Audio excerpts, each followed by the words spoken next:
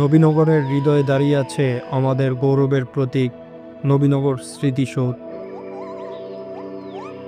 এই স্মৃতিসৌধ শুধু ইট পাথরের কোনো স্থাপনা নয়, এটি বীর শহীদদের আত্মত্যাগের অমর সাক্ষী।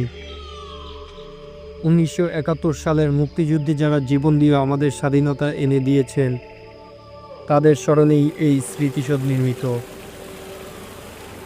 এখানে দাঁড়ালে মনে হয় ইতিহাস যেন জীবন্ত হয়ে চোখের সামনে ভেসে ওঠে।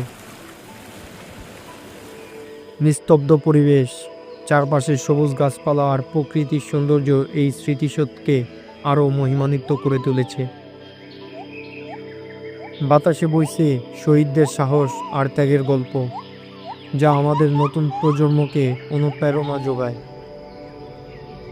শুধু ইতিহাস নয়, প্রকৃতির অপার সৌন্দর্য এখানে হৃদয়কে শান্ত করে। চারপাশের নীরবতা, সবুজ মাঠ আর পাখির কোজন স্মৃতিসৌধকে এক অনন্য আবহ দেয়। একদিকে ইতিহাসের গর্ব, অন্যদিকে প্রকৃতির শান্তি।